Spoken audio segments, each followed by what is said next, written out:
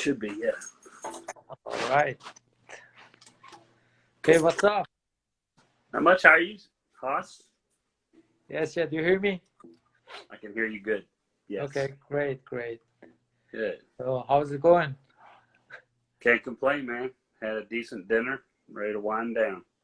Okay, great. How's business? Have you had any deals recently? Not a whole lot, no. But I have some stuff in the pipeline. Some agents in the office are having some good success so far this year. So and they've been pretty busy. Yeah, I'm expecting upcoming more listing because the prices are like raised up. Yeah. Probably we're gonna face more listings.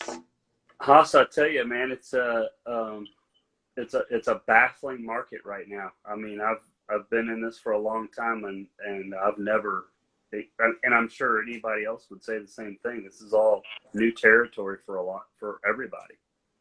You know. Yes, it is. Yeah, nothing to compare this to. That's for sure. How long have you been in this business? I got my license in '96. 96. Yeah. Wow. Couple years. Yeah. Yes.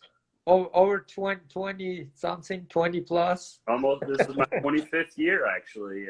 Okay. With a real estate license. So, yeah. It's the only thing I know to do. I have to make it work, right? Yeah, and you did a lot of construction, as I know. Yeah. That was my main emphasis from like. When I first got my license, I was trained by a really great mentor, Rick Shaw, whom I think you may have come across before. I was with him for about a year, and then I literally, the construction industry really started taking off actually in the late '90s. So I started, speccing some houses and literally was developing property within 3 years. It was. It really, it was a good time, so I grew really fast. Awesome, awesome. So that's why we have you on live today to Great. talk about new construction. Okay. Yeah. Okay, I'd be happy to help in any way I can. So. Go ahead. I face a lot of questions from my clients. What's the difference between new construction and old construction? I mean, crawl space, basement, Sure. when they want to choose a house, those kind of questions pop up on their mind. Yes. I explain my best, but I would like to have like experts' opinion about that. Somebody like you who has been in the construction for a long time. Sure. Well, I'm sure if you had a couple different builders on here, I think you'd get some different opinions, on some of those questions. So by all means, just fire away, and I'll answer them. I'll give you my opinion anyway. So. But yours would be the best, I think, because you are a realtor and builder as well. You have both experience. I do, absolutely. And to be fair, Haas, I think I would say half the builders out there have at least have a real estate license as well. But I literally have had two careers. I had a career when I was building homes, and I haven't built any homes since the crash of 2008. And since then, I've just concentrated on just selling real estate and raising my kids. Okay. So how many kids you got? I just got two boys. They're teenagers, and they're 19 and 17. So. Wow. Yeah, I'm towards the tail end of it, man. So, I feel bad for all these young parents out there with little children at home having to do this at-home studies, and glad I don't have to deal with that. So which one harder, being a realtor or having two teenagers in home? Matters what day it is, man. Because sometimes really, when you're trying to work with all the different people that are involved in a transaction, sometimes it's like being a parent. You're having to coordinate, and you're having to keep people's emotions in play, and your own for that matter. I agree, absolutely. A lot of similarities. All right, move on. Okay. Okay. So let's see what's in the new construction. Is it worth to pay more money and own a new construction house? I think it matters where you are in your life. I think to get what you want, it's sometimes it can be worth the money. I've got some friends of mine that are building a house right now out in South Jefferson County, kind of on the Bullitt County line. Beautiful, beautiful home, and they are not, they're being very modest, and they're going to spend over $500,000. Wow. So, and it's not hard. Costs of materials has just has increased so much. I think in the last 5 years, it's something that you really need to do. So I think if you are at a point in your life where you just want to get what you want, I think it could be a very good move, and just do your due diligence to definitely pick a good builder, and I think that's where a realtor can come into play as well. If you have a client that's not familiar with many builders, and I've been able to help some people during that process as well. Yeah, I have a question. Relatively, how many, what you call old and what you call like a new, 10 years, 20 years? What's the like a borderline? Well, I think it matters on the construction itself, the quality of the construction. I think in generalities, a lot of people think that houses that were built, before say 1980 were more solidly built. I don't necessarily buy into that, but that is kind of the norm. I think if you get into, obviously in the late 80s, early 90s, we started getting a lot more tract builders here in Louisville.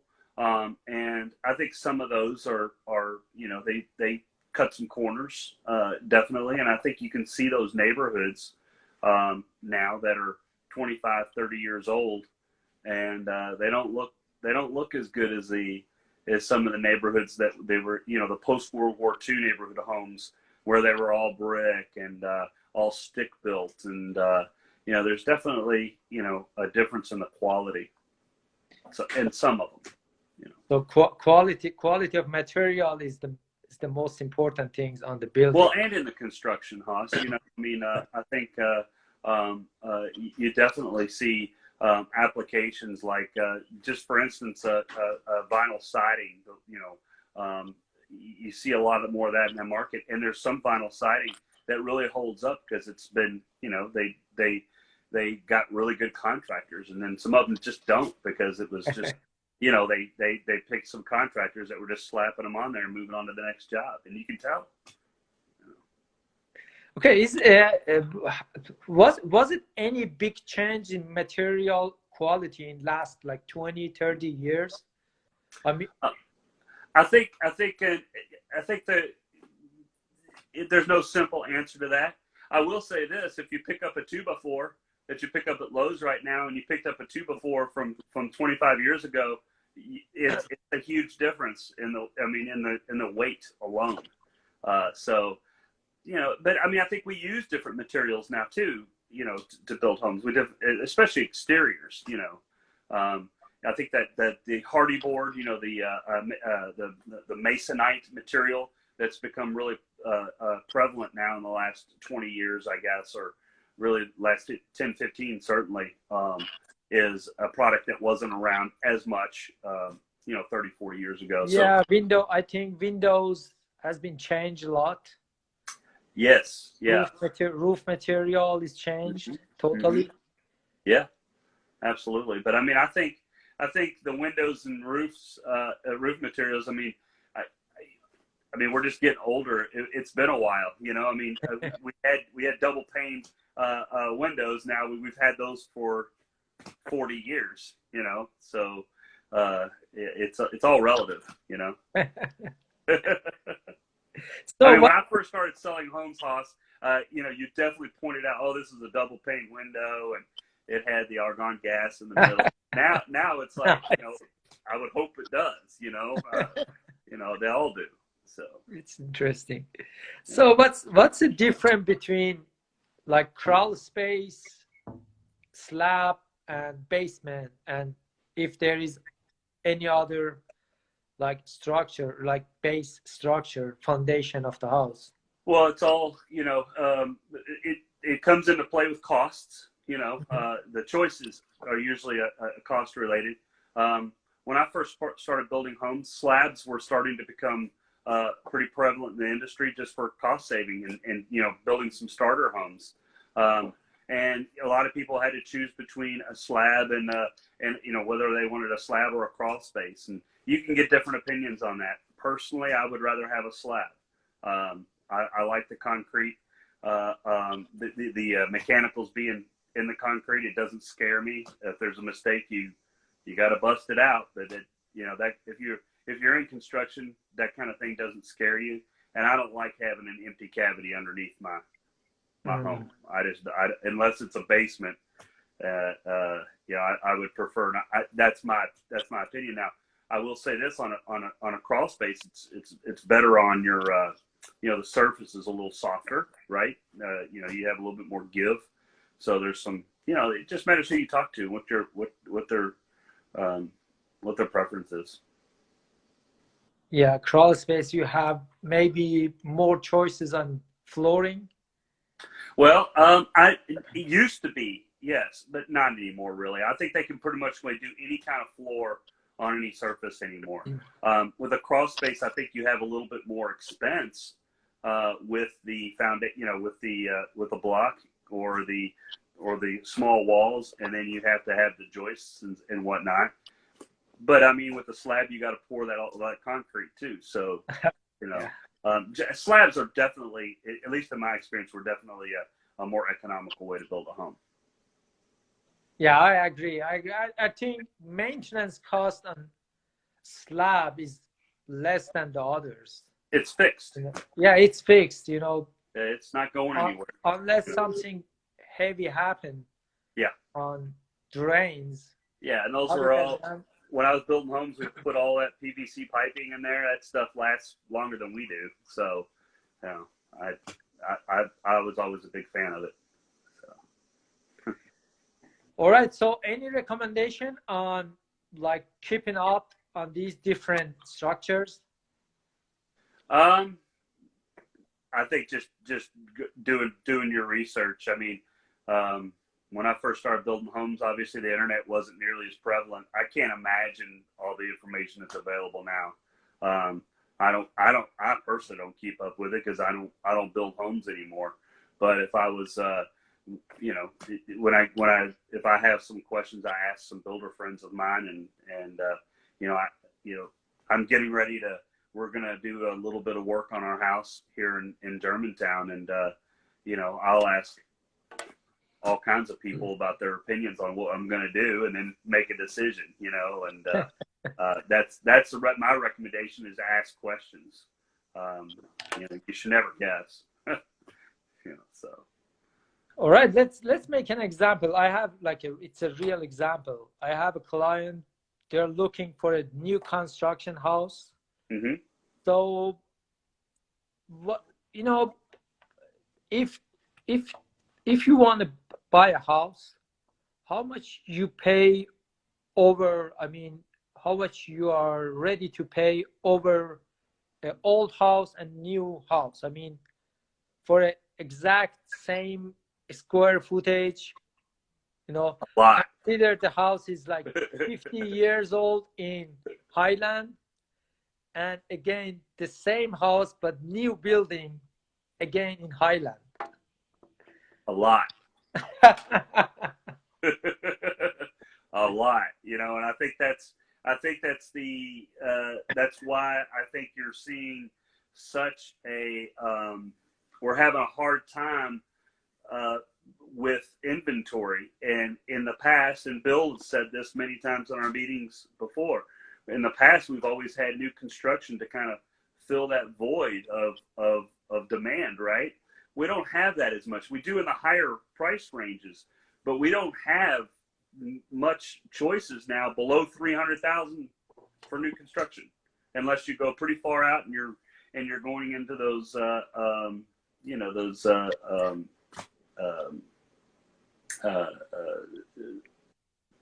you know, the Dominions and the Ball homes and whatnot, the mass-produced homes.